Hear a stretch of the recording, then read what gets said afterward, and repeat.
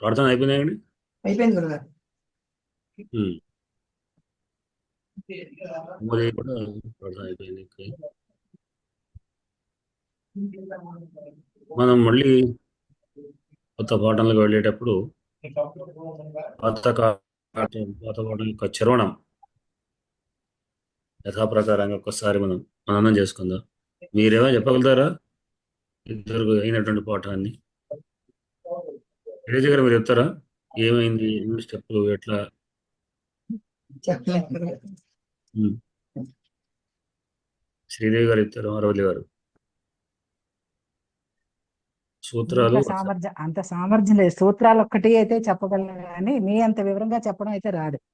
ఎంత ఎంత చెప్తారో చెప్పండి, మిగతా మేము కలుపుతాం దాంట్లో.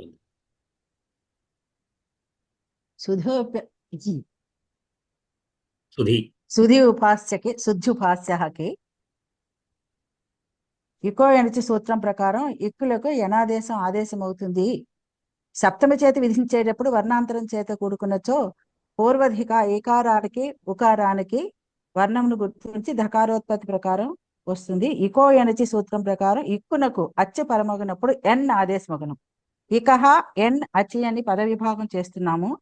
ఇక్కులు అంటే ఈవు అరులు, ఈవు అరులు, ఈవు అరు అలు వర్ణములకు అసవర్ణమైన అచ్చు పరముగా ఉన్నప్పుడు యా వ ర ల అనునవి అసవర్ణం చెప్పలేదు. అసవర్ణం చెప్పలేదు. అసవర్ణం చెప్పలేదా? ఓకే. ములకు అచ్చుపరంగా ఉన్నప్పుడు యావారాల వస్తాయి అనునవి ఆదేశమగను.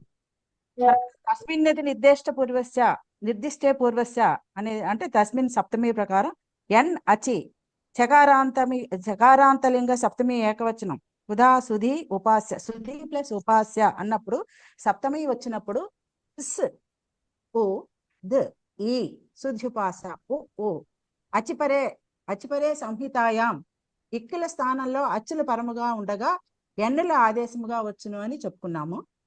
తర్వాత సులో ఉ, ధీలో ఈ, ఇకార ధీలకి ఇకార రూప ఇక్కునకు ధకారోత్తర వృత్తి ఉపాసలోని ఉకార రూప అచ్చు పరముగా ఉన్నందున ఎన్న ఆదేశముగా వచ్చును అని చెప్పుకున్నాము.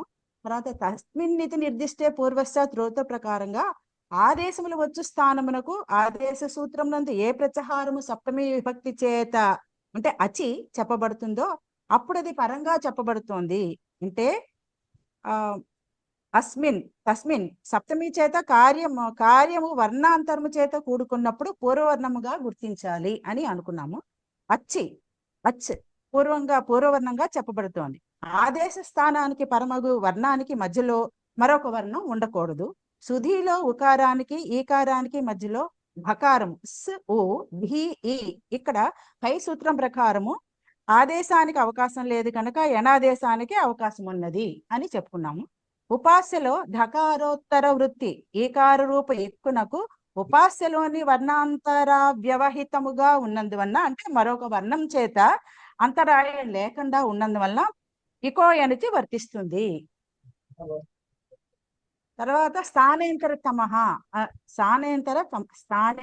తమః ఎవరిలలో ఏది రావాలి అనుకున్నప్పుడు ఆలోచిస్తే గనక స్థానేంతర తమః తాలు స్థానము తాళవ్య స్థానం వలన వచ్చే అవకాశం ఉంది. వృత్తి ప్రసంగే సతి సదృశతమః ఆదిస్యాత్ శుద్ధ్ ఈ ఉపాస్య ఇది జాతే సదృశత్వం యాకే ఉన్నది. సాధూయ సుధి ఉపాస్య అని ఉండగా ఇకో ఎనచి సూత్రం ప్రకారం సుధిలోని లలో అచ్చు ఉపాస్యలోని అని అంతవరకు చెప్పుకుని ఇంకోటి తర్వాత సుధియు ఉపాస్యలో ఒక హల్లు ద్విత్వం కావటం సుధియు ఉపాస్య అచ్చు కంటే పరంగా ఉన్న స్థానానికి సుధి అవుతోంది. అంటే ఇక్కడ తత్వం కర్తవ్యత్వము కావ్యత్వము అనుకున్నాము.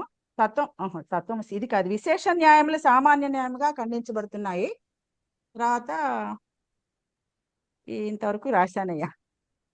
తర్వాత క్రియాపదము నిషేధి క్రియాపదము అది సరిగ్గా నేను ఫాలో అవ్వలేదు నిన్న, కొంచెం అక్కడి నుంచి మటుకు రాసుకోలేదు సరిగ్గా నోట్స్, అందుకని చెప్పలేకపోతున్నాను. క్రియాపదం ఇక్కడ క్రియాపదం గురించి ఏం చెప్పలేము అంటే వేరేదో చెప్పుకున్నట్టున్నాం.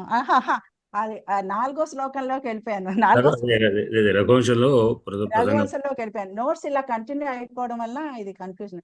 ఇక నుంచి వ్యాకరణానికి రఘువంశానికి వేరే వేరే రాసుకోవాలి. మీరు ఒక లైన్ గీయండి రఘువంశం అనుకుంటే అప్పుడు కిందకి లేకపోయినానండి ఇలాగే కొంచెం ఇదవుతాం. తర్వాత ఇంకోటి ఏంటంటే ఇల్లుకు సమానం మను ప్రశాంతి అన్నప్పుడు పని ఇది కూడా రఘువంశమే. తర్వాత జులాం జసి చెప్పారు నిన్న.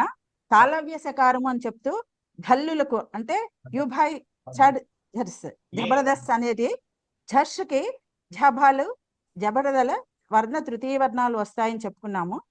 జల్లునకు ఝర్ష పరంగా ఉంటుంది అంటే ఇక్కడ స్థానేంతరధ అని పట్టుకుంటున్నాము. భూ ఇక్కడ ఒక ఉదాహరణగా బుద్ధి అని నిన్న దనికొండ వారు ప్రస్తావించారు. భూ ఇద్ ప్లస్ ధి అన్నప్పుడు బుద్ధి అవుతోంది. సుధి ఉపాసిక ఇంకో ఉదాహరణగా చెప్పుకున్నాము. తర్వాత బుద్ధి అవగానే అవగాహనే అన్నాము. అసాధ్వ వృద్ధి అస్వాద వృద్ధి అంటే వత్తు శబ్దము త్రువ కబలైహి. ఇది మళ్ళీ రఘువంశంలోకి వెళ్ళిపోయాను. ఇక్కడ రఘువంశంలోకి లేదండి, వేరే వేరే అంటే అయితే రెండు వేరే పేజీలు పెట్టుకోండి, లేదా అండర్లైన్ చేయండి అక్కడ క్లోజ్ అయ్యి రఘువంశం పాట వేరే నోట్సే చెప్పుకోవాలి. ఇక్కడ బుద్ధి వరకు నేను రాసుకున్నాను. నిన్న వచ్చేప్పటికి కొంచెం అయిపోయింది, నేను లేట్ గా రావడం అని. ఇంతవరకు అర్థమైంది నాకు మటుకు. అనుకుంటారు మీరేమని చెప్తారా? రేపు కూడా మేము మొత్తం చెప్పుకోవాల్సి ఉంటుంది అంతా కూడా. 4 రోజులు చెప్తే ఒక వారం అంతా ఒకటే చెప్పుకుంటే గానీ ఇక్కడ నిలబడదు. అదే అందుకనే రిపీట్ అవుతూనే ఉంటాం మనం. రోజు రిపీట్ నేను చేస్తున్నాను. ఇవాళ మీతో చేయిద్దామని, ఇవాళ రేపు కూడా మీతో చేయించడం జరుగుతుంది. బాగుందండి, అలా చేస్తే మాకు ఎక్కిపోతుంది బాగా. అదే కానీ అండి రాయాలి, అభ్యాసం లేకపోతే గుర్తుండట్లా. రాయాలి, మీరు రాసుకోవాలి, తయారు చేయాలి కొంత. అదే ఇంతవరకు బాగా రాశాను, నిన్నటి నుంచి రాయాల. అంటే ప్రయత్నం చేస్తే వస్తుంది, మీరు ప్రయత్నం చేస్తూ ఉండాలి, దానికి ఏముంది. తప్పులు పోతే నష్టమేం లేదు. తప్పులు పోతే భయం ఏం లేదు నాకు. అయ్యో ఇట్లా అనుకుంటే ఏం లేదు. అంటే అది కాదు, మనం చెప్పుకుంటూ పోతుంటే తప్పులు పడుతున్నప్పుడు దాన్ని సవరిస్తుంటాం కనుక అప్పుడు దాంతో మళ్ళీ మనకు క్లియర్ అవుతుంది విషయం కూడా. తప్పు చేస్తేనే గుర్తుంటుంది, లేకపోతే గుర్తుండదు. అంతే అంతే అంతే. ఇది జిలాన్ చేసి తాళవ్య సకారం దగ్గర నుంచి నేను నోట్స్ ప్రిపేర్ చేసుకోవాలా. చెప్తారా మీరు? దనకండ వారు చెప్తారా? అయ్యా నాతో కాదు సార్. సరే, కట్కం వారు చెప్పండి. ప్రయత్నం చేస్తూ తప్పేలేదు, మీరు ఏదో రకం ప్రయత్నం చేస్తారు. మనం ఇకో ఎనర్జీ సూత్రాన్ని చెప్పుకుంటున్నాం. ఇకో ఎనర్జీ అనేటటువంటి దాన్ని మనం పద విభాగం కనుక చేసుకున్నట్టయితే ఇక్ ఎణ్ అచి ఇకహ ఎణ్ అచి ఇకహ అణ్ అనేటటువంటి 3 భాగాలు వస్తాయి. ఇకహ అన్నప్పుడు లుక్ లో ఆ లేకుండా మిగతా భాగాన్ని కనుక తీసుకున్నట్టయితే ఈ నుంచి తీసుకుంటాం. తర్వాత ఎణ్ అనే దాంట్లో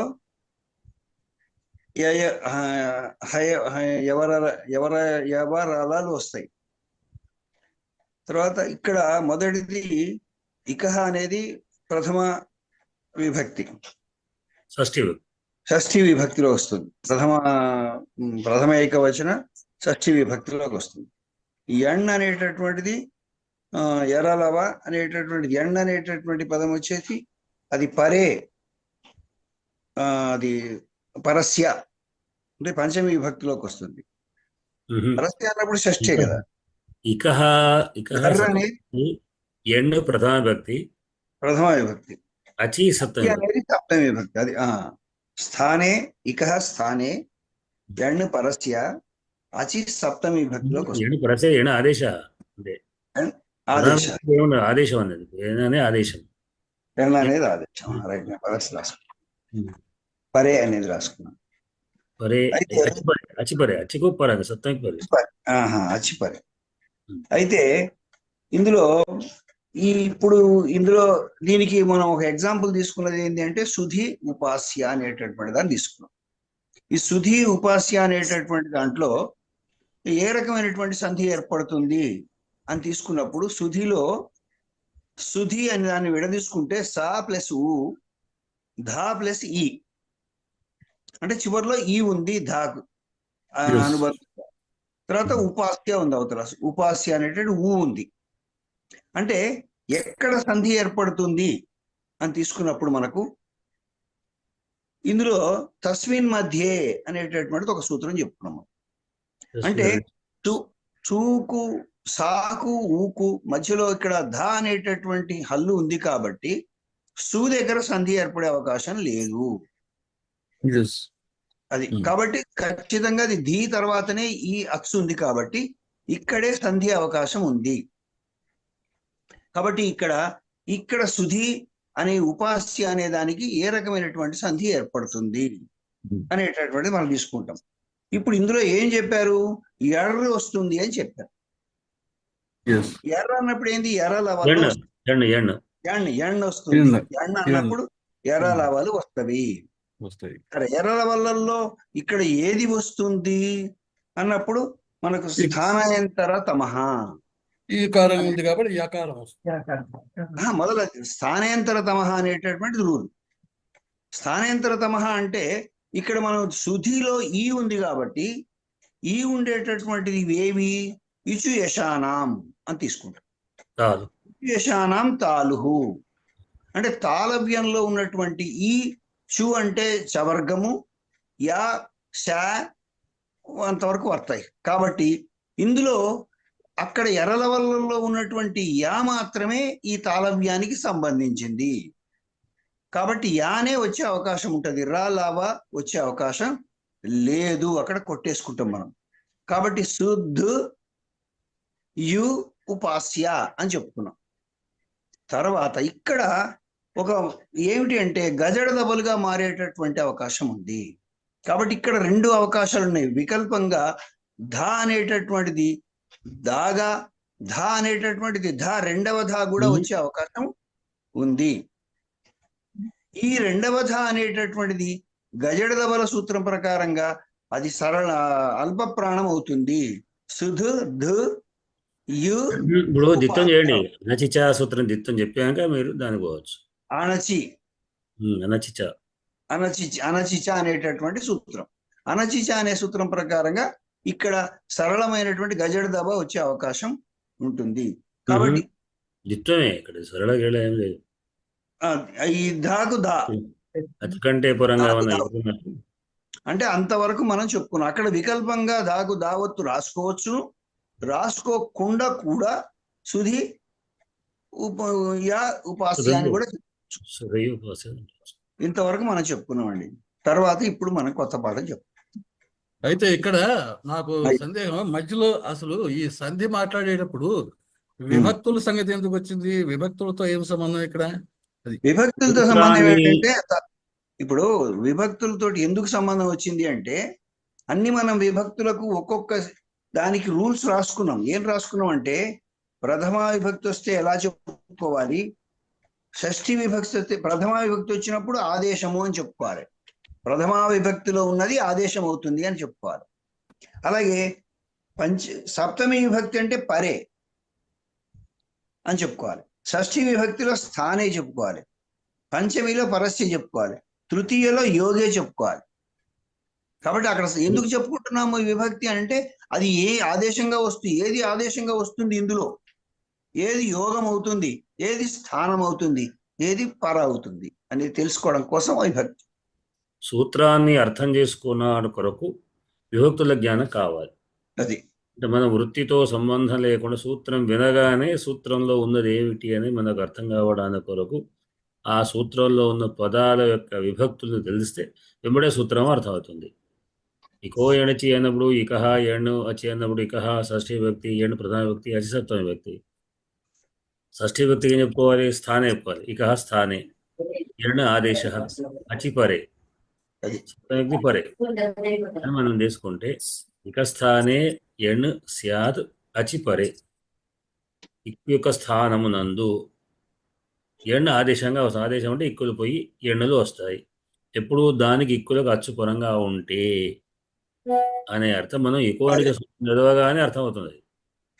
సరే మనం అర్థం కాకపోతే కింద వృత్తికారుడు చెప్తాడు ఇక స్థానే ఎణ్ స్యాద్ సముదాయం విషయ అని చెప్తాడు.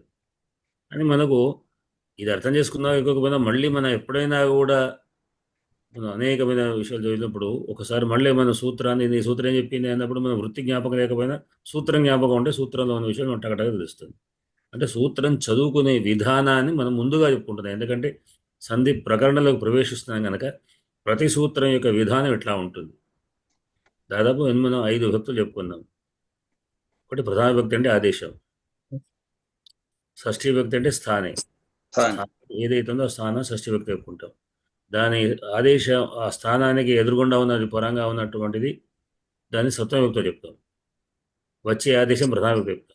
దీనికంటే వెనుకకు ఉన్నటువంటి వర్ణాన్ని కూడా ఒక్కోసారి సంధిలో అవసరం ఉంటాయి. అది వెనుక ఉన్న వర్ణ స్థానం యొక్క వెనుక ఉన్న పంచవిభక్తితో సూచిస్తాడు.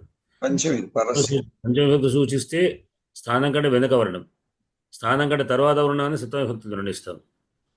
వచ్చేది ఆదేశం. ఒక్కొక్కసారి యోగం అంటారు. యోగం అన్నప్పుడు అది స్థానము పూర్వపర రెండింటి యొక్క సమూహం. అంటే అర్థం ఏంటి?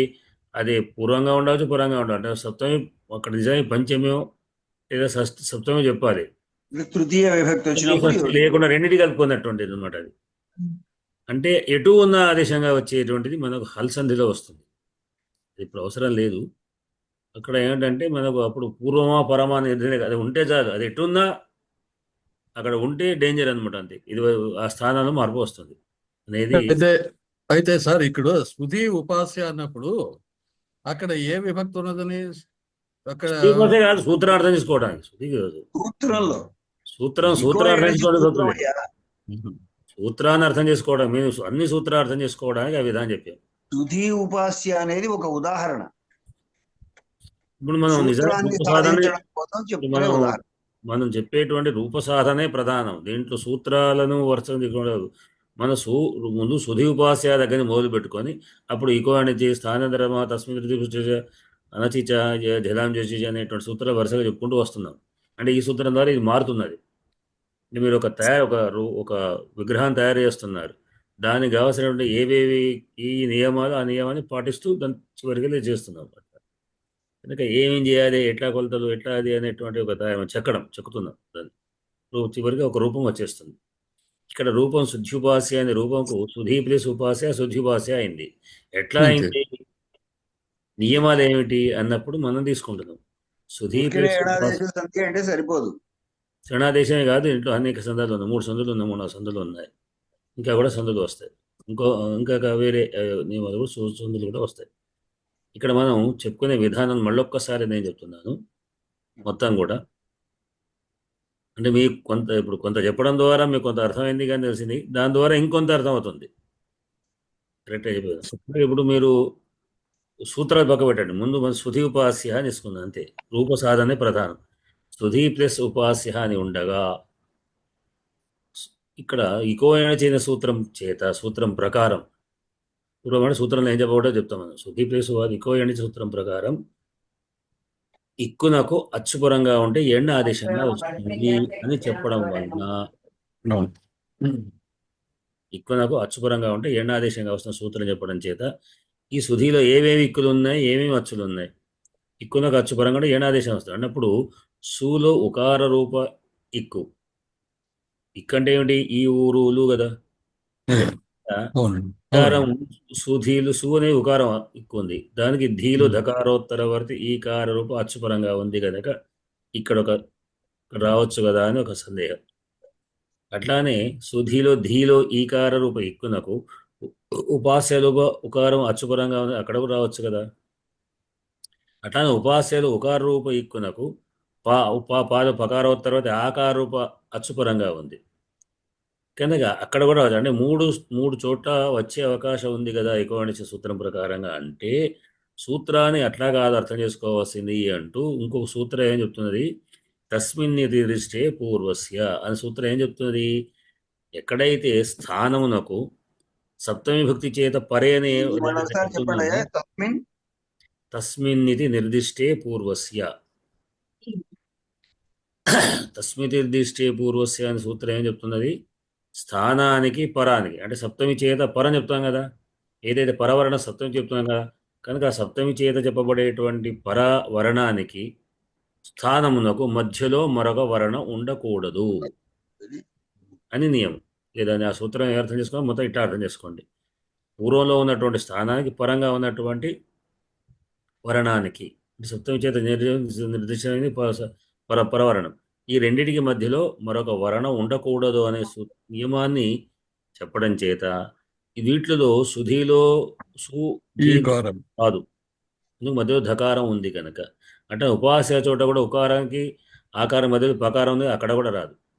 కానీ మధ్యలో వచ్చేది ఏమిటి? సుధీలో ఈకారానికి ఉపాస ఉకారానికి మాత్రమే యణాదేశం వస్తుంది.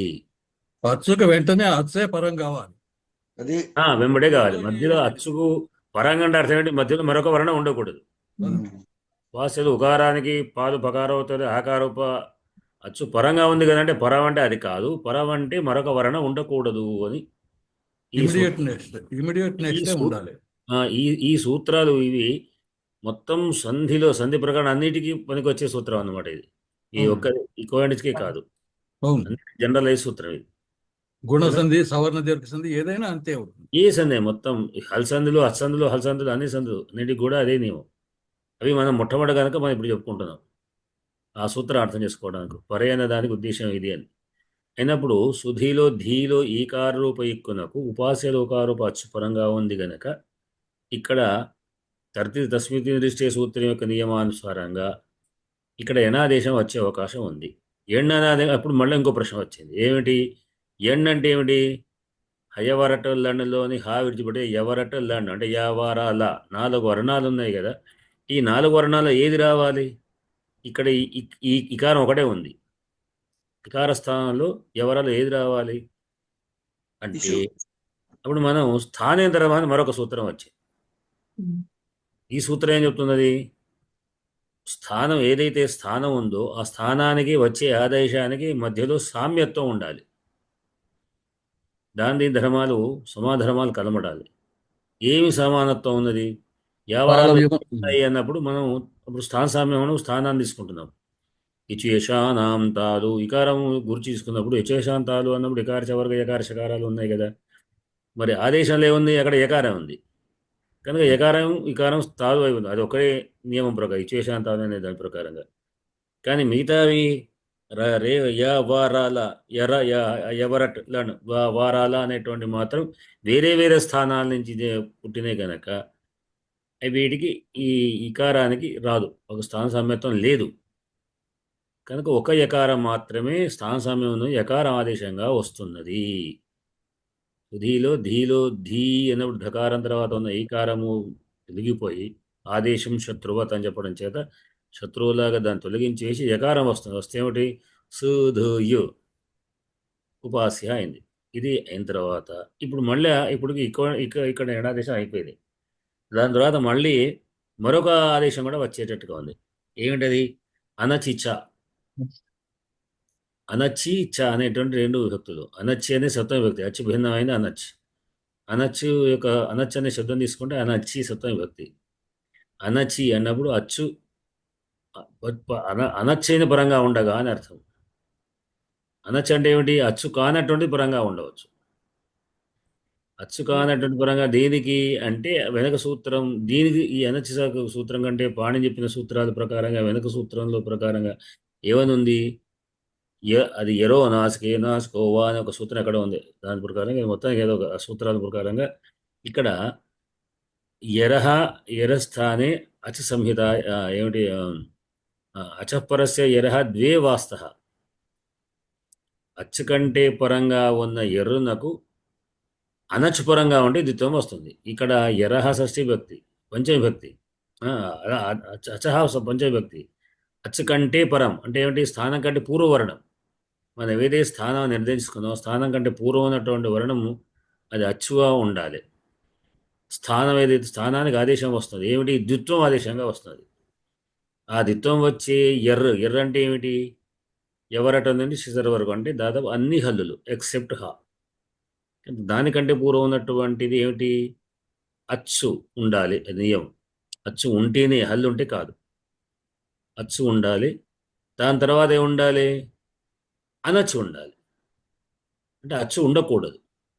ఇక్కడ సుధుయు సులో ఉకారం అచ్చుపరంగా ఉంది, దానికంటే ధకారం ఉంది, దానికంటే యకారం రూపాల్లో ఉంది. కనుక సుధుయులు ధు అనేటువంటి ఎర్రునకు ద్విత్వం వస్తే సుధుధుయు రెండు మహాప్రాణాలు ధకారం మహాప్రాణ ధకారం ద్విత్వంగా వస్తుంది. సుధుధుయు ఉపాస్య అయింది. ఇక్కడికి ఆ ఎర్ర ద్విత్వం అయిపోయి ఎర్ర ద్విత్వ సంధి అనుకోండి ఇది. దీని తర్వాత మళ్ళీ ఏమొచ్చింది, అన్న తర్వాత జలాం ఝషి జలాం, ఇది జస్వ సంధి. జస్వ సంధి అంటే మామూలు జకారం, అల్ప ప్రాణం జకారం, షకారం తాలవ షకారంతో జష్ అనేది ఒక ఆదేశం. జష్ అంటే ఏమిటి అంటే జబగడదష్ అనేది, జబగడదష్ అంటే ఏమిటి, గజడ దబలు అని అర్థం. గజడ దబలు ఆదేశంగా వస్తాయి, అంటే వర్గాల యొక్క తృతీయ వర్ణాలు గజడ దబలు, అవి ఆదేశంగా వచ్చే సంధిని జస్వ సంధి అంటాం. ఇక్కడ జస్వ సంధి ఏం వస్తుంది మరి, దేని మీద ఎక్కడ అంటే జలాం జష్ ఝషి, జలాం షష్ఠీ భక్తి.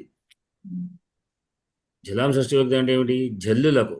జల్ అంటే ఏమిటి, జల్ అంటే జభయ్య ఘడధష్ జబగడదష్ ఖప చటథ చటతౌ కపై అన్ని మహాప్రాణాలు. షసర్ హల్. కప చటత కూడా ఉన్నాయి, అంటే వర్గలో 4 వర్ణాలు ఉన్నాయి.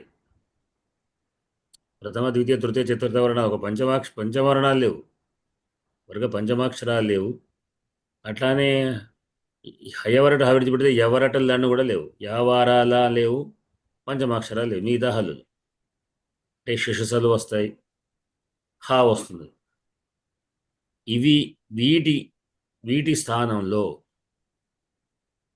జల్లు జస్ ఆదేశంగా వస్తుంది.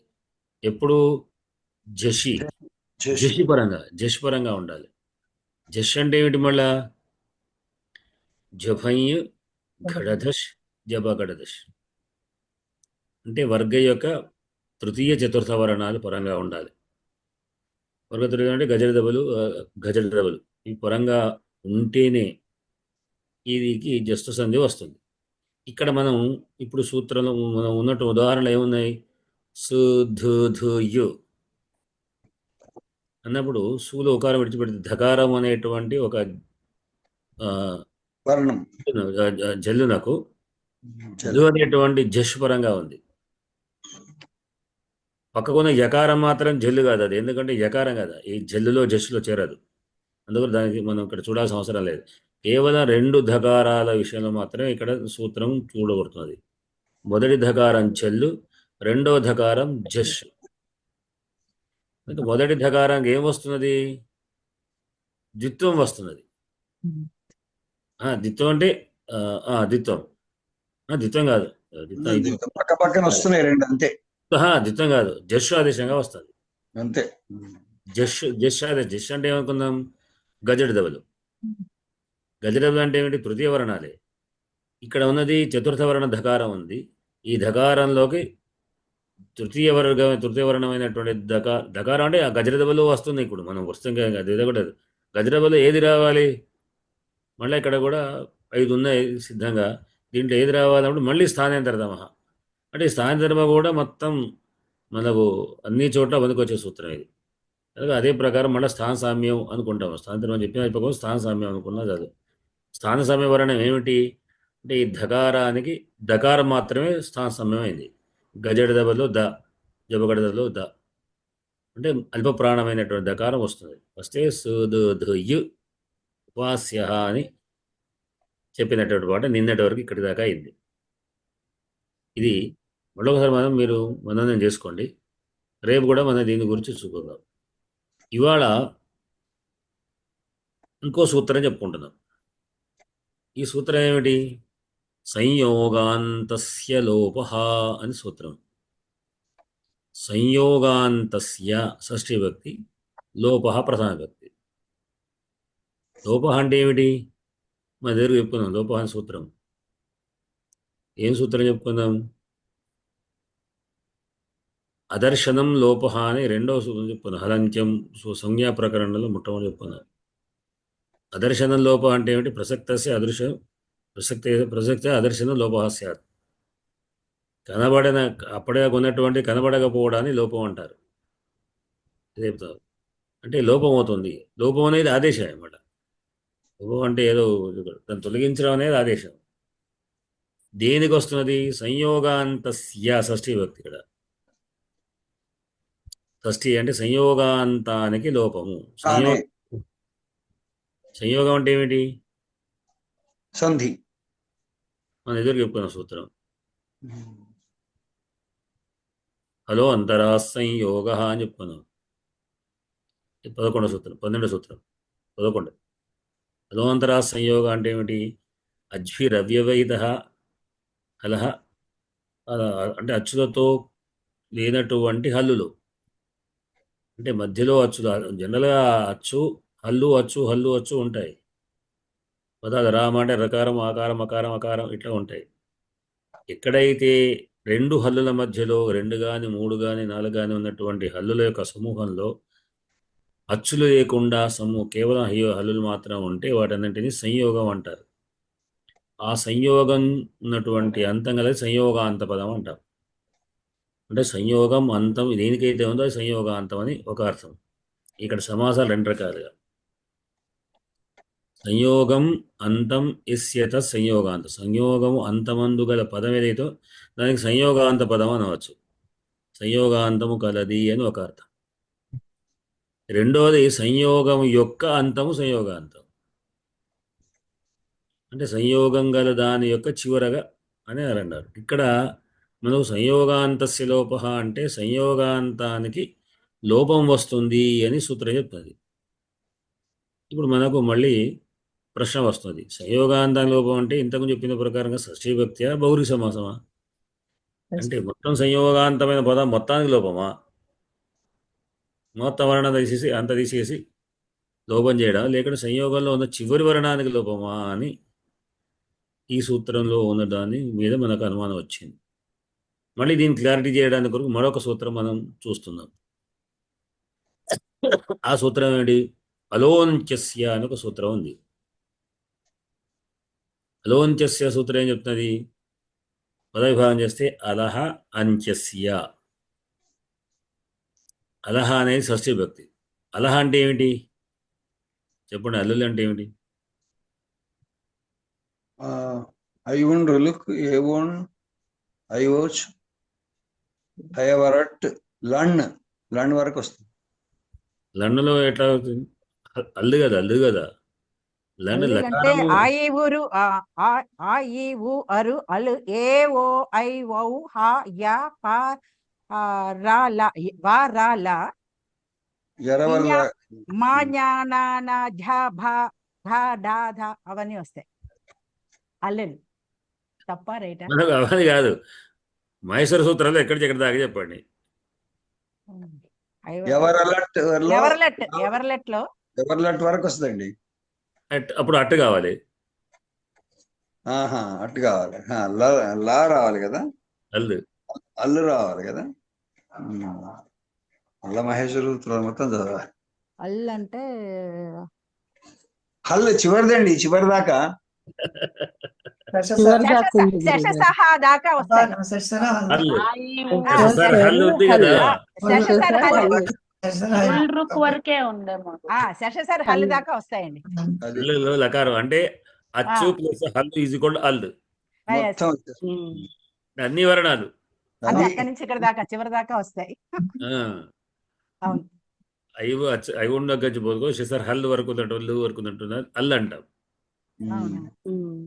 కనుక అలహ అంత్యస్య అంటే అల్లునకు అంటే వర్ణానికి అని అర్థం. ఏ వర్ణమైన మొత్తం వర్ణానికి అని.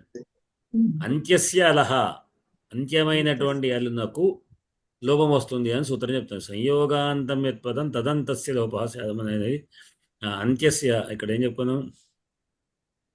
అలోంతస్య అలోంతరాత్ సంయోగ కాదు, గుర్తు ఏం చెప్పుకున్నా ఇక్కడ? సంయోగాంతస్య లోపః. సంయోగాంతస్య లోప అంటే సంయోగాంతమైన పదానికి తదంతస్య లోపః. షష్ఠీ ఎక్కడైతే నిర్దిష్ట అచ్చులతో కూడుకున్న హల్లులు ఉంటాయో అది కాదు, వృత్తి ఏం చెప్పుకున్నాం? షష్ఠీ నిర్దిష్టస్య అంత్యస్య అలహ ఆదేశ స్యాత్. షష్ఠి చేత చెప్పబడేటువంటి యొక్క స్థానం ఏదైతే ఉందో ఆ స్థానం యొక్క చివరి వర్ణానికి మాత్రమే లోపం వస్తుంది. అంత్యమైనటువంటి అక్కడ సంయోగాంతస్య అనే దానికి అర్థం ఏమిటి? సంయోగాంతస్య అంటే సంయోగము యొక్క అంతం, స్థానే స్థానే అని. సంయోగము యొక్క అంత్యమైన వర్ణం అని అర్థం. సంయోగాంతం సంయోగం అంటే గల రెండు పదం అర్థాలు. ఏదైతే ఉందో దాని అంత్యమైన దానికి. సమాసాలు రెండు రకాలుగా చెప్పుకోవచ్చు. నీలకంఠం అని అనుకోండి, నల్లనైన కంఠం. నీల కంఠం యస్య సహ తం నీలకంఠం. నీలమైన కంఠం కలవాడెవడో అతని గురించి ద్వితీయ వ్యక్తి నీలకంఠం అవుతుంది. నల్లని కంఠం కలవాడినటువంటి అతనిని నీలకంఠం నమామ్యహం. నీలకంఠం నమస్కారం. నీలకంఠం అన్నప్పుడు నల్లని కంఠానికి నమస్కారమా? నల్లనైనటువంటి కంఠము అని కర్మధార సమాసం. ఉన్నవాడికి నమస్కారం. నల్లని కంఠం ఎవరికి గెలవదో అతడు అంటే ఆయనకు నమస్కారం అనేది అది పౌరి సమాసం. బహువ్రీహి వస్తుంది. అట్లానే అంటే సమాసాలు ఒక ఆయనే రాజు చెప్పాడట. ఇంద్రశత్రు అనేది కూడా అదే కదా. అదే ఒక రాజు దగ్గరికి పోయి ఆయనతో చెప్పాడట, నీవు జగన్నాథుడే నేను జగన్నాథుడే అన్నాడట రాజుతో. కాకపోతే నీవు షష్ఠీ భక్తి ఇది గౌరీ సమాసం వెళ్తాడు. అంటే నువ్వు జగత్తందరికీ నాథుడు, నీవు జగత్తే నాథుడు అంటే మొత్తం సమస్తం అయితే నాకు నాథుడే. జగత్తంతా నాథుడు ఎవరికి తెలియదు అటువంటి వాడిని జగన్నాథుడు నేను అంటే అందరికి పోయి అయ్యా ఓ మహారాజా నీకు బానిస నేను అని అడుక్కుంటాడు. బానించండి అంటే బానిస ప్రతి వాడికి కూడా బానిసనే అడుగుతుంటాడు అన్నట్టుగా సమాసాన్ని బట్టి అర్థం మారిపోతుంది. ఇక్కడ సంయోగాంతం అన్నప్పుడు సంయోగము అంతమందు కలదేదో అది సంయోగాంతము ఒక సమాసం. సంయోగాంతమైన దాని యొక్క అంతం సంయోగమైన దాని యొక్క అంతం సంయోగాంతం. అందుకే ఇక్కడ రెండవ అర్థం తీసుకోవాలి. సంయోగమైన దాని యొక్క అంత్యమైన వర్ణానికి ఏం సూత్రం చెప్తుంది? అంత్యమైన అంటే అల్లునకు మాత్రమే లోపం వస్తుంది అని సూత్రం చెప్పడం ద్వారా ఇక్కడ సుధుధుయు అనేటువంటిది మొత్తం ఏ అచ్చు లేనటువంటి ధుధుధుయు అనేటువంటి 3 హల్లులు ఉన్నాయి. హలువంతరా సంయోగ సూత్రం ప్రకారంగా సంయోగం అనే ధుధుయు అనేటువంటి అంతా కూడా సంయోగం కనుక దీని చివరి వర్ణం ఏది? యకారం. ఆ యకారానికి లోపం వస్తుంది అని ఈ సూత్రం చెప్తుంది. అయితే మళ్ళీ అప్పుడు అయితే ఏమవుతుంది? సుధి అంటే ఈ ఇకారాన్ని కష్టపడి మనం తెచ్చుకుందాం. ఏంది ఇకో అనే సూత్రం ప్రకారం ఇకారాన్ని తెచ్చుకుని దాన్ని యకారం చేసి మళ్ళీ దాన్ని ఉన్నది అదేదో ఇసుక కుప్పలో గూడంతా కట్టుకొని ఒక్క తమడ తందాన్ని వెళ్ళిపోయినట్టుగా ఇంత కష్టపడి తెచ్చుకొని ఏమిటి అంటే మరి చేయడమేనా అంటే అప్పుడు దానికి ఇంకొక వార్తికం వచ్చింది. వార్తికం అంటే ఏం చెప్పుకుందాం మనం? వృత్తి కాదు, వృత్తి వేరు వార్తికం వేరు. మన ఎదురు వార్తికం చెప్పుకుందాం. ఎక్కడ? అనుబంధ సూత్రం. వర్ణయో సావరణ్యం వాచ్యం అని అక్కడ చెప్పుకుందాం. ఈ వాచ్యాన్ని పేరుతో వస్తుంది అంటే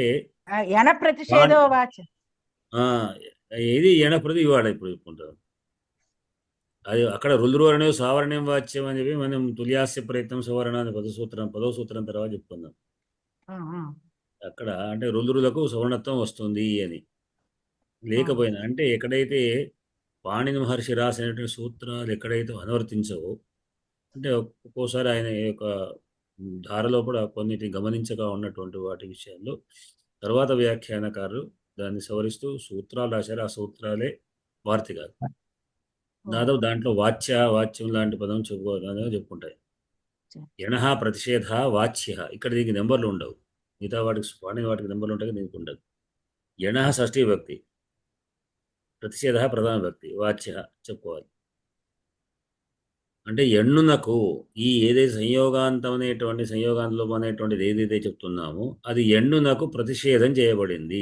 ఎన్నునకు మాత్రం ఈ రాదు, ఈ సంయోగాంత లోపం రాదు అని చెప్పుకోవాలి అని చెప్తుంది. అంటే ఎన్నునకు ఆదేశం లోపం రాదు, ఇది సంయోగాంత లోపం సూత్రం అనువర్తించదు అని చెప్పడం చేత సుధుధుయ్యు ఉపాస్య అనే ఉంది.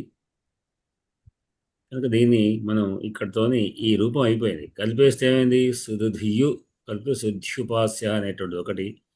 ద్విత్వం రాని పక్షంలో శుద్ధ్యుపాస్య అని మామూలుగా ధకారం యకారం శుద్ధ్యుపాస్య అని ఒకటి. ఈ విధంగా 2 రకాల రూపాలు దీంట్లో చెప్పబడ్డాయి. ఇది సూత్రం వాడి యొక్క పాఠం. దీన్ని మళ్ళీ మీరు ఒకసారి మొత్తం అంతా మననం చేసుకోండి. ఇదంతా కూడా ఎట్లా స్టెప్ బై స్టెప్ రూపం తయారు చేసుకోవాలి. రూపం తయారు చేసుకుంటే మనం తయారు చేసుకోవడం పాటు చెప్పడానికి ప్రయత్నం చేయాలి. ఫస్ట్ ఏంటంటే ఈ వ్యాకరణంలో ఒక్కొక్క చదువు ఒక విధానంగా ఉంటుంది. కావ్యాలు అయితే శ్లోకాలు కంఠస్థం చేయాలి, పూర్తి కంఠస్థం. దీనికి చెప్పుకోవడాలి, ఒకడు పరస్పరం చెప్పుకోవడమే ఉంటుంది. మేము చదువుకునేటప్పుడు ఏం చేస్తుండేవాళ్ళం, అరే నువ్వు నాకు చెప్పు నేను వింటాను, నేను చెప్తాను నువ్వు విను అని వాడు చెప్పేదంతా విని ఎక్కడంత తప్పులు గొప్పలు ఉంటే దాన్ని ఒకటి సవరణ చేసి చెప్పడం, మళ్ళీ నేను చెప్తాను నువ్వు విను అంటే ఈ చెప్పడం ద్వారానే మనకు మైండ్లో కొంచెం దాని మీద ఎక్కువ ఏకాగ్రత కుదురుతుంది. అందుకొరకని దీన్ని మళ్ళీ చెప్పుకుంటూ ఉండాలి. మనం చెప్పుకోవడానికి కొరకు సూత్రాల వరుసగా ఏదైనా చెప్పుకోండి, కొంచెం విశ్లేషణ చెప్పుకోవడం ప్రయత్నం చేస్తే మనకు అది అయ్యా, ఒక చిన్న సందేహం. స్థానేంతర తమహ తాళవ్యాలకి వస్తుంది అని చెప్పినప్పుడు అక్కడ యకారానికి వస్తుంది అని మనం తాళవ్య వర్ణం అనేది యకారము వచ్చే అవకాశం ఉందని చెప్పుకున్నాక అక్కడ ఒక వృత్తి చెప్పారు మీరు, ఏంటి ప్రసంగే సతి సదృశ తమహ అని. అది ఒక్కసారి వివరించండి. అది నాకు ఆ వృత్తి చెప్పారు కదా, ప్రసంగే సతి అది ఒక్కసారి.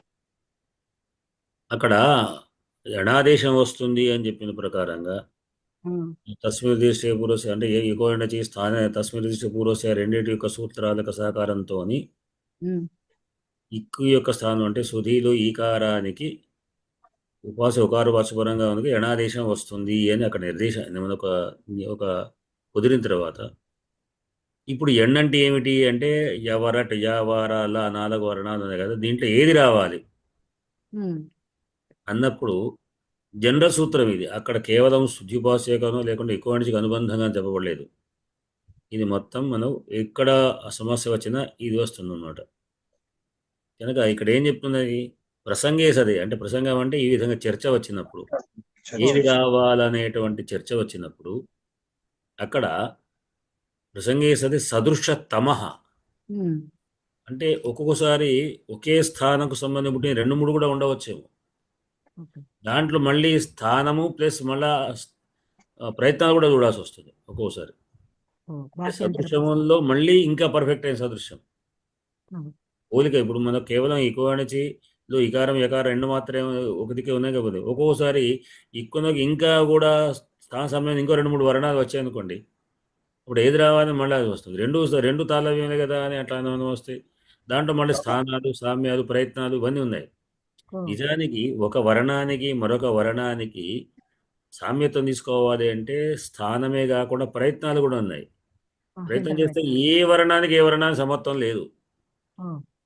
మనం కరెక్ట్గా ఒక్కొక్క వర్ణాన్ని యొక్క స్థానము ప్లస్ ప్రయత్నాలు చూసి ఒక్కొక్క రాసుకుంటే ఒకదానికో సంబంధం ఉండదు. అంటే అప్పుడు దాంట్లో కేవలం ఖచ్చితంగా ఒక వర్ణం మాత్రమే మనం సవర్ణత్వంగా మనం దాని యొక్క స్థాన సామ్యత్వం తీసుకోవచ్చు. అట్లా కనుక ప్రసంగే సతి అంటే ఈ విధంగా మనం చర్చనీయాంశం వచ్చినప్పుడు, అదే సమస్య వచ్చినప్పుడు అప్పుడు సదృశతమం అంటే అత్యంతమైనటువంటి సామ్యమైనటువంటి వర్ణము, తమం అంటే అత్యంతం అని అర్థం, తరతమ భేదాలు అంటాం. తరం అంటే రెండిట్లో ద్వివచనానికి తరము, బహువచనానికి తమం. అత్యధికమైనటువంటి అన్నింటిలోకి ఎలా అని అర్థం, ఎన్ని ఉంటే అన్నింటికంటే కూడా అది అత్యధికమైనటువంటిది తమం. అంటే అటు సదృశతం మిక్కిలి సదృశమైనటువంటి ఆదేశం మాత్రమే వస్తుంది అని ఇప్పుడు నుంచి దాంట్లో అని జనరల్ సూత్రం. అది దాని ప్రకారంగా మనం శుద్ధిపాస అక్కడ ఇకార స్థానంలో యకారం అక్కడ చెప్పాము. అట్లానే జస్త సంధిలో కూడా ధకార స్థానం దకారం చెప్పుకుందాం. గురుగారు ఇప్పుడు చిన్న డౌట్. ఇప్పుడు సుధి ప్లస్ ఉపాస్య అన్నప్పుడు అక్కడ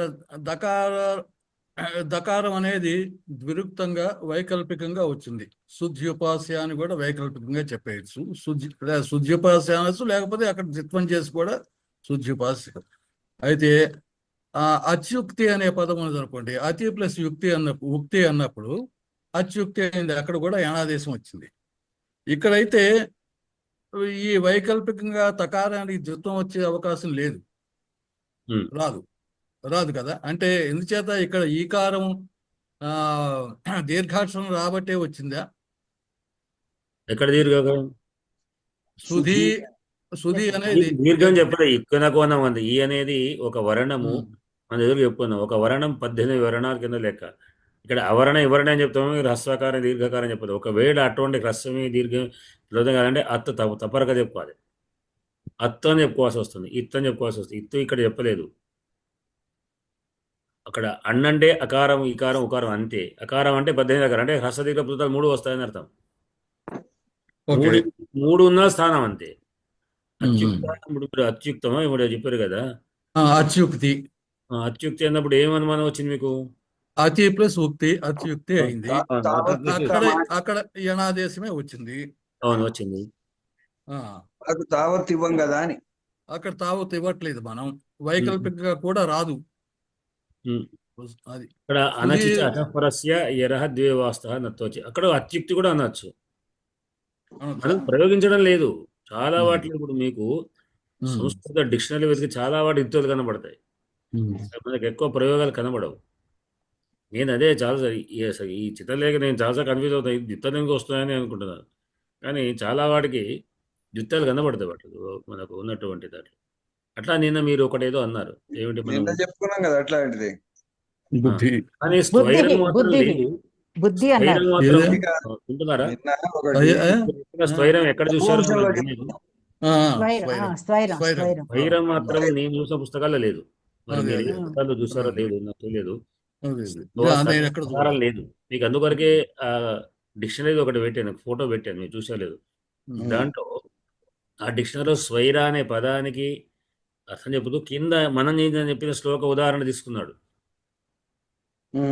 సార్ చూడండి, దాంట్లో ఉంది స్వైరగతం అనేటువంటి స్వైరానికి నిన్నటి శ్లోకాన్ని దాంట్లో ఉదాహరణ చెప్పబడ్డది. అంటే సరే స్వైరం ఉండవచ్చు, స్వైరం ఉండవచ్చు, వేరే విషయం కానీ స్వైరం మాత్రం స్వైర అన్నప్పుడు ఎట్లా అవుతుంది? అక్కడ స్తూ కావాలి, లేకుంటే స్తూ ఐరం కావాలి. ఐరం అనే అర్థం ఎక్కడ వస్తుంది? స్వైరగతం అంటే ఐరగతం అనే అర్థంలో చెప్పాల్సి వస్తుంది, ఐరం లేదా. కానీ అట్లా ఏమీ మనకు కనబడదు మరి ఐరగతం. కనుక అది అక్కడ ఏదో ఒక చో మిస్టేక్ అయితే మిగతా వేసుకోవచ్చు. కానీ నాగలిపిలో కానీ ఇప్పుడు మరి మీరు తెప్పించే పుస్తకంలో కటకమారు మీరు ఇచ్చే పుస్తకంలో ఎట్లా స్వైరం ఉంది? స్వైరం ఉందా? లేదు కదా. ఉందండి. అయ్యో లేదు. ఇప్పుడు నాది రెండవ ప్రచురణ. లేదు ఇప్పుడు నా దగ్గర స్వైరమే ఉంది. సకార తకార ఐకార నా దగ్గర ఉంది కదా, నేను చూశాను కదా. మళ్ళీ మీరు చెప్పిన తర్వాత మరి నేను గమనించలేదా ఎట్లా మీది ఇప్పుడు ఇది రెండవ ప్రచురణ అండి. రెండవ ప్రచురణలో చూడండి. వాళ్ళు అది మిస్టేక్, ఎందుకంటే దీంట్లో లేదు. దీని వృత్తిలో ఇది రెండవ ప్రచురణలో చూడండి. ఇదిగో ఇక్కడ స్క్రీన్ మీద ఇస్తున్నాను. రెండవ ప్రచురణలో స్వైర ఇచ్చాడు, లోపల కూడా ఇచ్చాడు, మొత్తం అర్థంలో కూడా ఇచ్చాడు, వ్యాఖ్యలో కూడా ఇచ్చాడు. ఏమేమి ఇచ్చాడు? స్వైరగతమే. స్వైరం నేను కాదంటలేదు కదా. స్వైర అన్నప్పుడు తకారం ఉంటుంది. స్వైరనే ఇచ్చాడు, తావత్తే ఇచ్చాడు. అంటే దీంట్లో లేదు. ఇప్పుడు నా పుస్తకంలో దీంట్లో లేదు. మీకు ఇందులో తావత్ ఇచ్చాడు. నేను ఫోటో, ఎందుకంటే అదే బుక్ కదా, అదే వ్యాఖ్యానం కదా. అదే కానీ ఇది ప్రచురణ, ఇది తర్వాత రెండవ ముద్రణ అండి. ఇది అది ఐకారం కొట్టాడు వాడు, పొరపాటు తకారం కూడా కొట్టి ఉంటారు అంతే. పంచమ ముద్రణ ఇది ఫైనలైజ్ చేసింది. అది 2010లో ప్రింట్ అయినటువంటి పుస్తకం ఇది. ఇదొకటే కాదు నేను అనేది, ఇదొకటే చూసి నేను చెప్పలేదండి. ఆంధ్ర నిఘంటువు చూసి చెప్పాను. స్వైరం లేదు, నేను కూడా దిగాను మరి. ఆంధ్ర భారతి చూశాను, లేదు. ఆంధ్ర భారతి నిఘంటువులో ఉందండి. ఏముంది? ఇప్పుడు చూపిస్తాను మీకు. ఆంధ్ర భారతి నిఘంటువులో స్వైర ఉంది.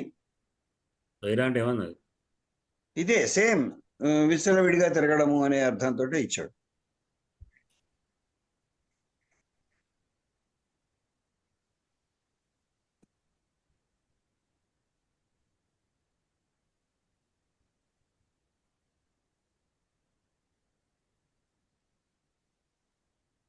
ఉందండి. నేను దీంట్లో ఏమన్నాయి?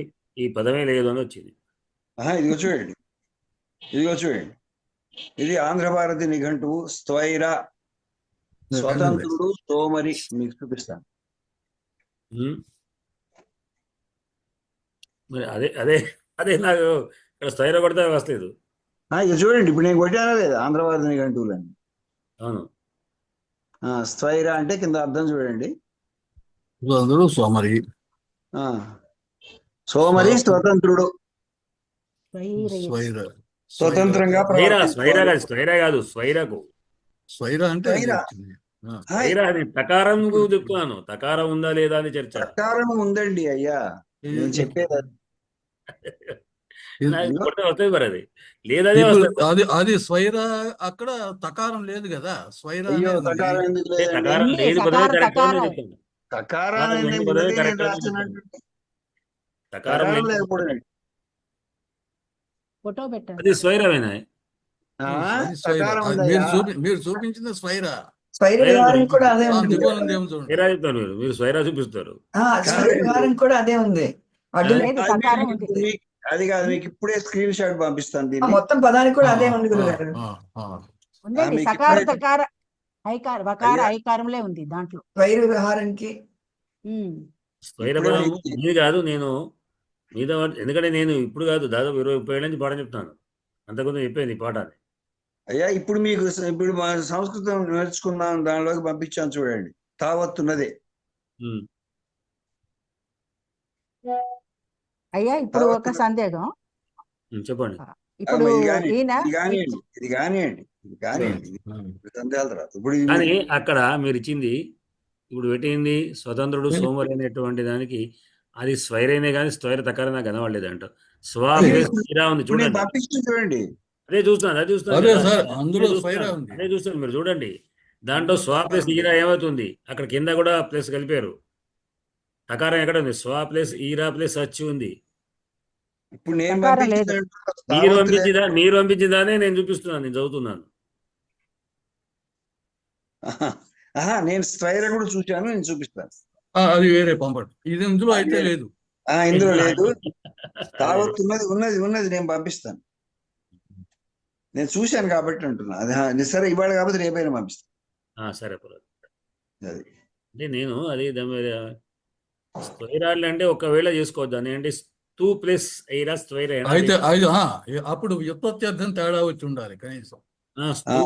వ్యుత్పత్త్యర్థంలో తేడా వచ్చి ఉండాలి. ఐరగతం అని చెప్పాలి వస్తుంది. ఐరగతం అంటే దానికి ఐరా అంటే ఏదో అర్థం ఉంది, కానీ ఇక్కడ మనకు అది కుదురుతుందా లేదా అనేటువంటిది చూసుకోవాలి. అట్లా స్థైర ఐరగతం ఏడా టూ ప్లస్ ఐరా స్థైర అవుతుంది. అదే టూ అనేటువంటి ఒక మామూలుగా తూచా తప్పగా ఎప్పుడున్నా కదా టూ అనేటువంటిది పాదపూరణ కొరకు పట్టుకునేటువంటిది. అది నేను చూశాను ఎక్కడంటే వేరే దీని అర్థంలోనే చూశాను. సరే, అదే నేను తర్వాత నేను పంపిస్తానండి దాన్ని. నా దగ్గర రఘువంశం కూడా ఒకటి ఉంది, నాగలిపిది, అది నేను చూసి తర్వాత చెప్తాను పెట్టి. సరే, అది తప్పైతే మనం దాన్ని సరి చేద్దామని. ఓకే, తప్పైతే దిద్దుకుందాం, తప్పేముందండి అందులో. ఒక పదమే చర్చ రావడం తప్పుల క్వశ్చన్ కాదు. అది నేను ఎవరో నన్ను మీరు తప్పుకోవడం, నేను మిమ్మల్ని తప్పుకోవడం కాదు.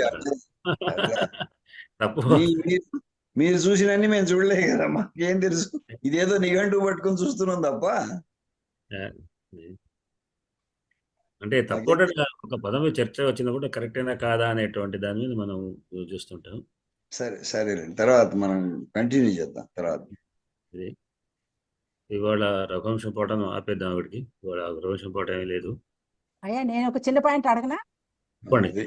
ఇప్పుడు దనికొండ వారు అత్యుక్తి, అతి ప్లస్ యుక్తి, అత్యుక్తిలో వికల్పం అన్నారు. ఇప్పుడు మన శుద్ధ్యుపాసలో కూడా ఆ వికల్పం అనేది ఉందా? లేదు కదా. భాష కూడా కాదు, ఆ అనచిచా సూత్రం. అణచిసా సూత్రం. దిత్తం అక్కడ వస్తుంది. అనచిఫరస్ అదే ఇక్కడ అసలు దిత్తం లేదు కదా. అనొచ్చు. అది ఇప్పుడు శుద్ధ్యుపాసలో వికల్పం అనే ప్రసక్తి లేదు కదా. అత్తుకంటే పరమైన ఎర్రునకు దిత్తం వస్తుంది, అత్తొచ్చి. అతి ప్లస్ ఉక్తిలో అతియు అన్నప్పుడు తకారానికి ఎకారం, తకారం ఎర్ర గనక దిత్తం వచ్చి అత్యుక్తి అనొచ్చు, అత్యుక్తి అనొచ్చు. చాలా నాకు దిత్తాలు కనబడుతుంటాయి ఇట్లా వాటిల్లో. మనం అత్యుక్తి జనరల్ గా సాధారణంగా తకార ద్విత్వం చూడలేదు. పెట్టొచ్చు గురుగారు, లేకపోవచ్చు. శుద్ధ్యుపాస్యాలో పెట్టినట్టే ఇక్కడ కూడా పెట్టొచ్చు అంటారు. ఓకే. మనం అప్పుడు వాడట్లేదు. మళ్ళీ దీనికి ఈ మొత్తం సూత్రం దీనికి అప్లై అవుతుంది. అదే మొత్తం ఏ సూత్రానికి ఎన్ని కావాలో అన్ని మాత్రం తీసుకో. ఏ రూపసాధన తర్వాత ఇప్పుడు రేపు ఉండి మనం మిగిలిన వాటి చూసుకుంటాం. ఇంకా వేరే రూపాలను కూడా చూస్తాం. వాటికి ఏ సూత్రాలు అనువర్తిస్తాయో కూడా మనం చూసుకోవాలి. అంటే దాన్ని మీతోనే చెప్పిస్తాను. అమ్మో మళ్ళీ ప్రిపేర్ అవ్వాలి. అంటే ఈ సూత్రాలు మీకు బాగా అర్థమైతే ఆ సూత్రాలు అనువర్తిస్తాయా లేవా అని మీరు చెప్పగలుగుతారు.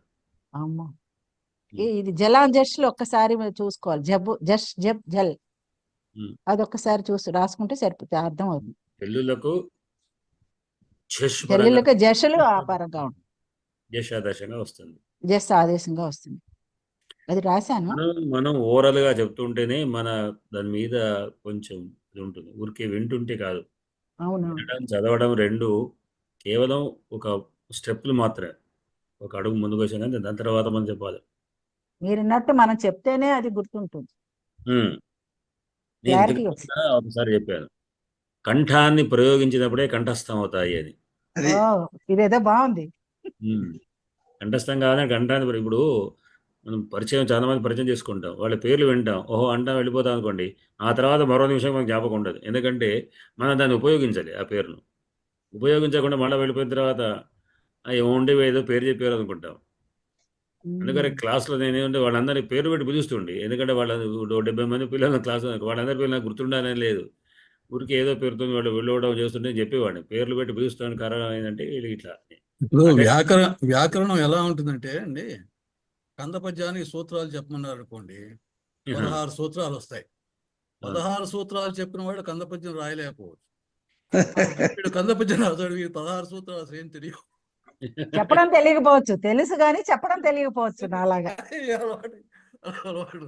అయితే వాళ్ళకి ఎప్పుడు తెలుస్తుంది, వాళ్ళు తప్పు రాస్తే తెలుస్తుంది, ఎందుకంటే తెలియక కొన్నిసార్లు తప్పులు రాస్తుంటారు. ఇప్పుడు ఇప్పుడు అప్పుడు మీలాంటి వాళ్ళు చెప్తుంటారు, ఇది కరెక్ట్ ఇది ఇక్కడ నయం లేదు కదా అని. ఇప్పుడు ఆహా, ఉత్పలమాలు ఇంకొకరు రాయటం రాసిన దాంట్లో తెలుస్తుందండి, మనం కాదు రాసిన దాంట్లో కాదు మనకు తెలియదు. ఇప్పుడు ఉత్పలమాలు రాయటం నాకు చేతైంది అనుకోండి, ఇప్పుడు భరత బాబా మర్చిపోయినా ఏం కాదు. అవును, వాడి అవునవును. కందులో చూసుకోవాలి మన గణాలు కరెక్ట్ అదే ఉన్నాయి. అదే ఆ లయ అలవాటు. అదే కరెక్టే. అయితే ఇప్పుడు మీ ముందర పెట్టినటువంటి, నేను పెట్టినటువంటి డిక్షనరీ, ఇది శబ్ద కల్పద్రువం నాగలిపిలో శబ్ద కల్పద్రువం ఒకటి, వాచస్పతి ఇంకా చాలా ఉన్నాయి నా దగ్గర, నేను 2 మాత్రం చూసి పెట్టుకున్నాను.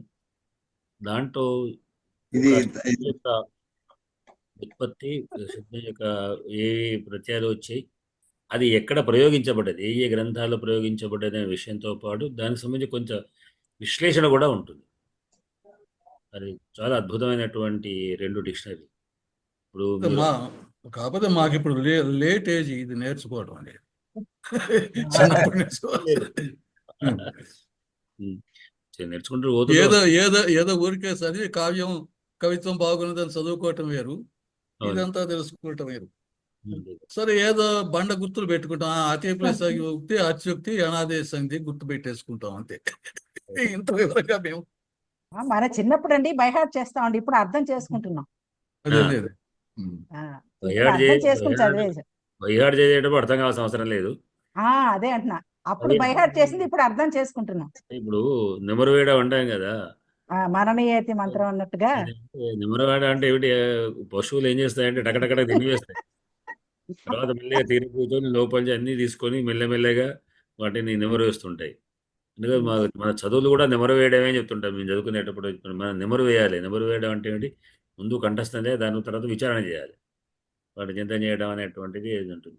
సో ఈ విధంగా ఇది నాగలిపి ఒకవేళ మీకు ప్రాక్టీస్ చేసుకుంటే, నాగలిపి ప్రాక్టీస్ చేసుకోండి, అది ప్రధానం.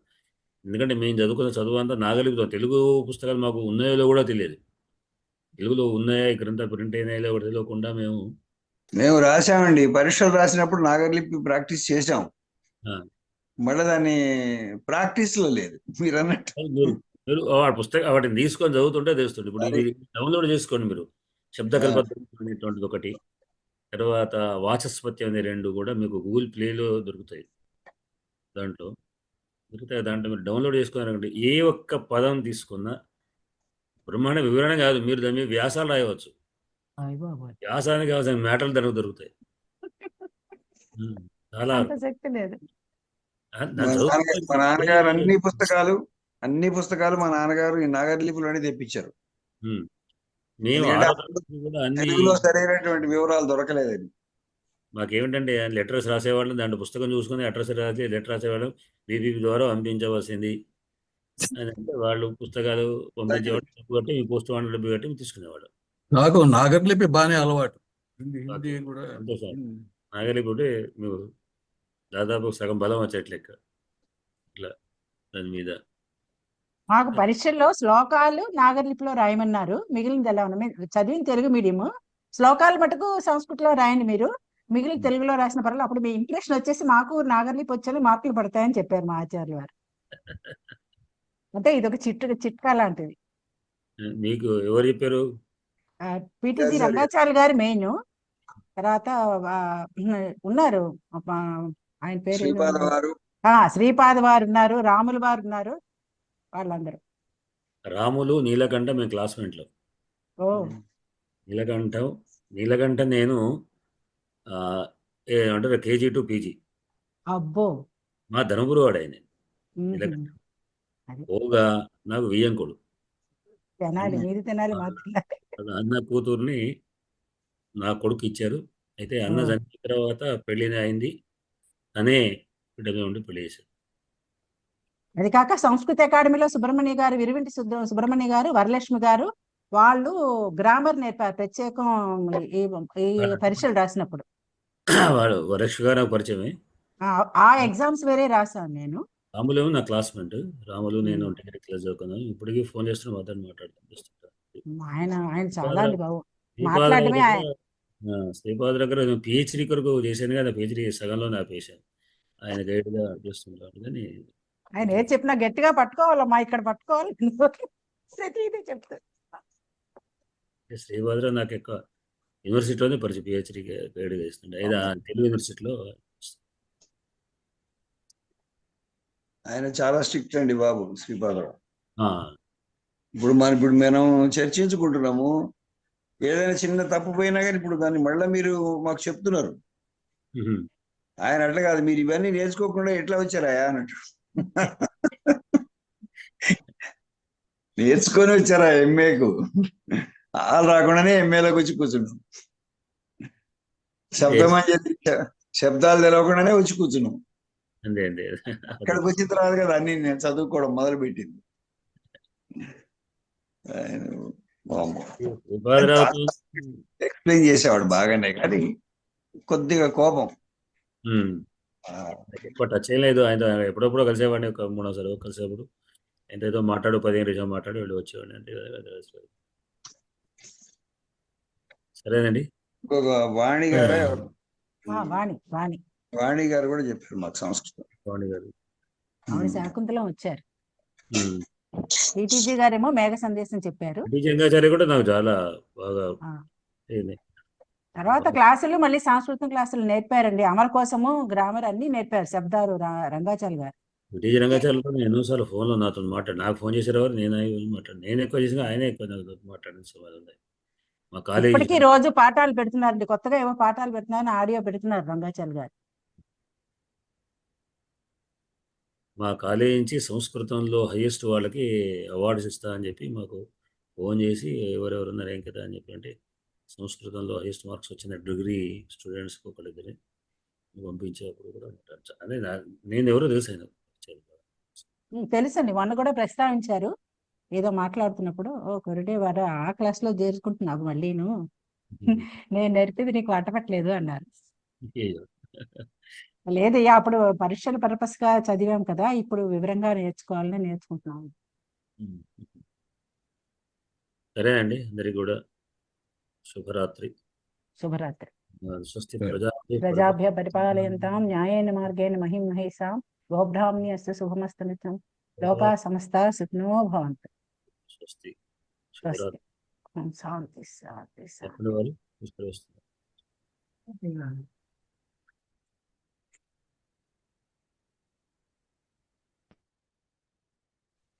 Yes, Nanda.